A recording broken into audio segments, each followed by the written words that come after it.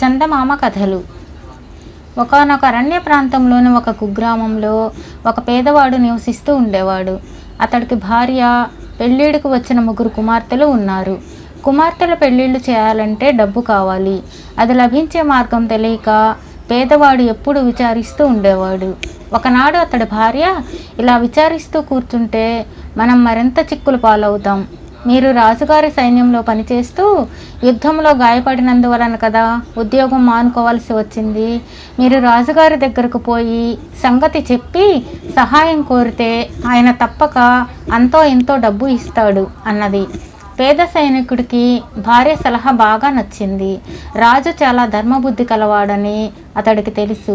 అతడు వెంటనే అరణ్యానికి ఆవలనున్న రాజధాని ప్రతిష్టానపురానికి బయలుదేరాడు. ఒకప్పుడు రాజుకు సేవ చేసిన సైనికుడు కావడంతో అతడికి రాజుగారి దర్శనం తేలికగానే లభించింది. పేద సైనికుడికి రాజుకు తాను వచ్చిన పని చెప్పి కొంత ధన సహాయం చేయమని కోరాడు.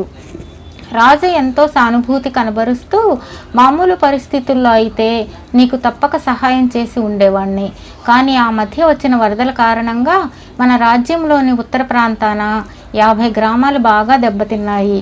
ఆ గ్రామ ప్రజలకు కొత్త నివాస స్థానాలు ఏర్పాటు చేసే వరకు ఎవరికి ఎలాంటి ధన సహాయం చేయవద్దని నిన్ననే కోశాధికారికి తెలియపరిచాను. అసలు సంగతి ఏమంటే, ప్రస్తుతం కోశాగారంలో నష్టపోయిన ఆ గ్రామాల ప్రజలకు ఆదుకునేందుకు సరిపడా ధనం లేదు అన్నాడు. క్షమించండి మహారాజా, పరిస్థితి ఇంత క్లిష్టంగా ఉన్నదని నాకు తెలియదు, ఇక సెలవు అని పేద సైనికుడు అక్కడి నుండి బయలుదేరాడు. అతడు తన గ్రామానికి ప్రయాణమై చీకటి పడే వేళ అరణ్యంలో దారి తప్పాడు. దానికి తోడు ఉరుములు మెరుపులతో వాన ప్రారంభమైంది. పేద సైనికుడు ఈ రాత్రికి ఎక్కడ తలదాచుకోవడమా అని దిక్కులు చూస్తూ ఉన్నంతలో ఒక చిన్న కొండను ఆనుకుని శిథిలమైన ఇల్లు ఒకటి కనిపించింది. అతడు ఆ ఇంటిలోకి ప్రవేశించేంతలో ఒక నక్క, అడవి పిల్లి బయటికి పారిపోయాయి. కొన్ని గబ్బిలాలు కీచుమంటూ అతడి తల మీదుగా ఎగిరిపోయాయి. శిథిలమైపోయిన ఒక గోడ వైపు నుంచి పాము బుస కొట్టిన శబ్దం వినిపించింది.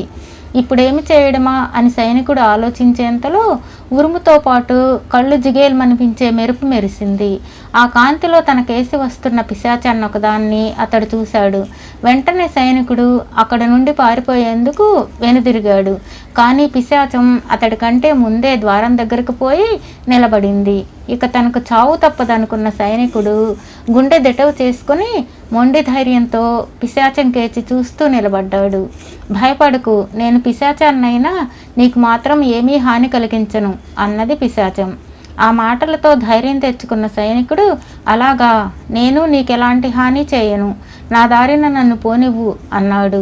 పిశాచం పెద్దగా నవ్వి, నువ్వు కావాలనుకున్నా నాకు హాని చేయలేవు, కానీ ప్రయత్నిస్తే నాకు మేలు చేయగలవు.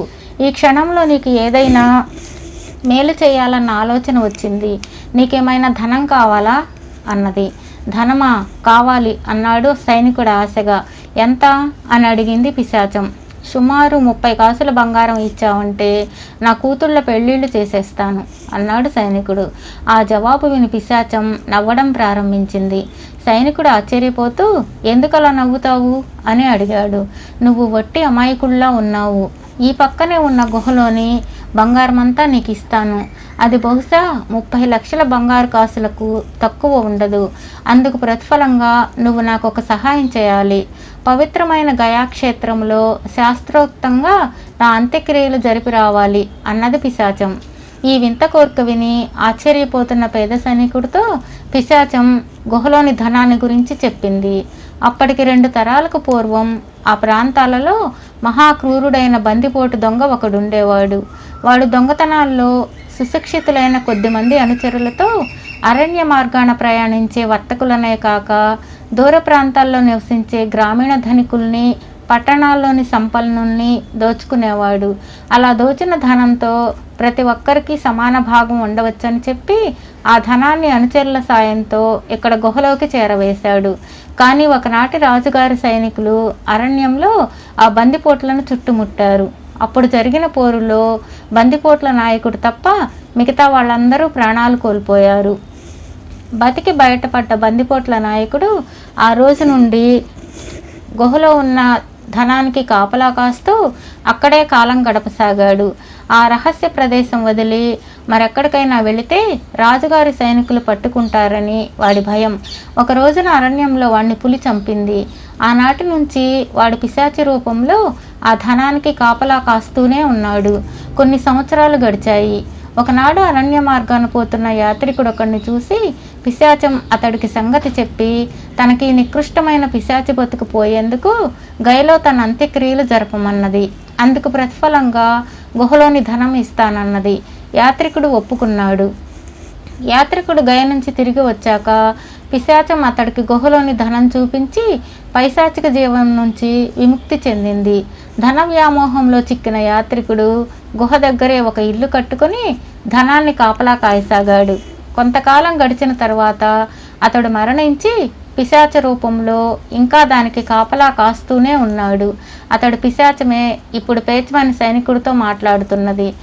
గయాక్షేత్రంలో ఆ కర్మకాండ అంతా తప్పక చేస్తాను. ఆ ధనం ఉన్న చోటు చూపించు అన్నాడు సైనికుడు ఉత్సాహంగా. ముందు గయకు వెళ్ళి చేయవలసిన పని ముగించుకొని రా, తరువాత ఆ గుహలోని ధనం చూపిస్తాను అన్నది పిశాచం. పేద సైనికుడు అందుకు సరే అన్నాడు. వానాగాలి తగ్గగానే పిశాచం అతడికి అరణ్యం నుంచి బయటపడేందుకు సరైన మార్గం చూపించింది. సైనికుడు గయకు వెళ్ళి శాస్త్రవిధిగా కర్మ జరిపి కొద్ది కాలంలోనే అరణ్యానికి తిరిగి వచ్చాడు. పిశాచి శిథిల గృహం ముందు అతన్ని కలుసుకొని, నీకోసమే ఎదురు చూస్తున్నాను, నీ సాయానికి చాలా కృతజ్ఞుణ్ణి, నా వెంటరా, నీకు ధనం ఉన్న గుహ చూపించి ఈ పిశాచ రూపం నుంచి త్వరగా విముక్తి పొందుతాను అన్నది ఉత్సాహంగా. పేద సైనికుడు పిశాచం వెంట వెళ్ళాడు. శిథిల గృహం వెనక ధనం దాచిన గుహ ఉన్నది. గుహ ద్వారానికి పెద్ద రాయి ఒకటి అడ్డంగా ఉండడంతో పాటు దాని చుట్టూ అడవి మొక్కలు తీగలు గజిబిజిగా అల్లుకుని ఉన్నాయి. ఇది ధనం ఉన్న గుహ. అడ్డుగా ఉన్న రాయి తొలగించి ఆ ధనం నీకు చూపుతాను అన్నది పిశాచి. పేద సైనికుడు ఒక క్షణం ఆలోచించి పిశాచితో, నీకు చాలా కృతజ్ఞుణ్ణి, ఆ రాయి తొలగించనవసరం లేదు అని చెప్పి అప్పటికప్పుడే బయలుదేరి రాజధాని ప్రతిష్టానపురం వెళ్ళాడు. అతను రాజును కలుసుకుని, మహారాజా, వరద బాధితులైన గ్రామీణుల సహాయానికి మీకెంత ధనం కావాలి అని అడిగాడు. ఆ ప్రశ్న విన్న రాజు చాలా సంతోషపడ్డాడు. అంతకు కొద్ది రోజుల ముందే పేద సైనికుడు దానం కోసం తన దగ్గరకు వచ్చిన సంగతి ఆయనకు గుర్తున్నది. అయినా రాజు అతన్ని 20 లక్షల బంగారు కాసులు దొరికే అవకాశం ఉన్నదా అని అడిగాడు. 20 కాదు, మీరు నా వెంట వస్తే 30 లక్షల బంగారు కాసులు ఇవ్వగలను అన్నాడు పేద సైనికుడు. అందుకు కలిగిన ఆశ్చర్యం అంతా ఇంతా కాదు. ఈ సైనికుడికి ఏమైనా పిచ్చి పట్టిందేమో అన్న అనుమానం కూడా రాజుగారికి కలిగింది. కానీ అతడి మాటల్లో ఏదో నిజాయితీ ధ్వనించడంతో రాజు తన మంత్రి సేనా నాయకుడితో పాటు కొంతమంది అంగరక్షకులతో సైనికుడు వెంట అరణ్యానికి వెళ్ళాడు. అక్కడ గుహలో వాళ్లకు నిధి కనిపించింది. దాన్ని రాజు నగరానికి పట్టించుకుపోయి వరద బాధితులకు సహాయం చేసేందుకు ఏర్పాట్లు చేయమని మంత్రితో చెప్పి పేద సైనికుడితో, నీకు ఆ నిధిలో కొంత భాగం ఇవ్వటం న్యాయం, తీసుకో అన్నాడు. వద్దు మహారాజా, ఆ ధనాన్నంతా వరద బాధితులకు సహాయానికి వినియోగించండి. అయినా మీకు ఇచ్చిన బహుమతిలో నుంచి తిరిగి కొంత నేను ఎలా తీసుకోగలను అన్నాడు పేద సైనికుడు. అలా అయితే నా కోశాగారం నుంచి కొంత ధనం తీసుకుపో అని రాజు పేద సైనికుడికి 50,000 బంగారు కాసులు ఇప్పించడమేగాక నిండు సభలో అతన్ని గొప్పగా మెచ్చుకున్నాడు. బేతాళుడు ఈ కథ చెప్పి, రాజా, నాకు చాలా సందేహాలు కలుగుతున్నాయి. బందిపోట్ల నాయకుడు యాత్రికుడు బతికినంత కాలం గుహలోని ధనాన్ని దమ్మిడి ఖర్చు పెట్టకుండా కుక్క కాపలా కాసి మరణించిన తర్వాత పిశాచాలయ్యి దాని పట్ల విరక్తి ఎందుకు చెందారు? పేద సైనికుడు ఆ ధనాన్ని తనదిగా చేసుకోవచ్చును కదా, ఆ పని చేయకపోగా దాన్ని చూడడానికే ఎందుకు ఒప్పుకోలేదు? ఈ సందేహానికి సమాధానం తెలిసి కూడా చెప్పకపోయావో నీ తల పగిలిపోతుంది అన్నాడు. దానికి విక్రమార్కుడు, పిసినారితనం కొద్దీ అదే పనిగా ధనం కూడబెట్టేవాళ్ళు ఏదో ఒకనాడు దాన్ని తమకు తోచిన విధంగా అనుభవించగలం అనుకుంటారు. కానీ చనిపోయి పిశాచాలైన తరువాత ఆ ధనం తమకు ఎందుకు కొరగాదని గ్రహిస్తారు. ఆ కారణం వల్లనే శాస్త్రోక్తంగా అంత్యక్రియలు జరిపించుకుని పిశాచి జీవితం నుంచి బయటపడేందుకు ఆరాటపడతారు. ఇకపోతే పేద సైనికుడు చాలా ఇంగిత జ్ఞానం కలవాడు. గైలో తనకు అంత్యక్రియలు జరగనిదే ఆ నిధిని చూపించేందుకు పిశాచం నిరాకరించడానికి కారణమేమిటో అతడు పసిగట్టాడు. ఒకసారి ఆ నిధి చూడడం జరిగితే తనలాగే అతడు ధన వ్యామోహంలో అక్కడికక్కడే ఉండిపోతాడని పిశాచం అనుమానించింది. హత్యల ద్వారా, దారిదోపిడీల ద్వారా అనేక మందిని హింసించి కూడబెట్టిన ధనం శాపగ్రస్తమైనదని పేద సైనికుడు గ్రహించాడు. అందుచేతనే అతడు ముందుగా ఆ నిధిని చూసేందుకు నిరాకరించడం జరిగింది. దాన్ని చూసిన యాత్రికుడు ధనలోభం కొద్దీ అక్కడ నుంచి వెళ్ళలేక చచ్చి పిశాచమై దానికి కాపలా కాస్తూ ఉన్నాడు. ధనానికి తాను యజమాని కావడానికి బదులు ధనం తనకు యజమాని అయ్యే దుర్దశ తనకు కలగకూడదని పేద సైనికుడు ముందుగానే జాగ్రత్త పడ్డాడు. ఇక్కట్లలో ఉన్న వాళ్లకు సాయపడడం ద్వారానే అలాంటి ధనానికి పవిత్రత కలుగుతుంది.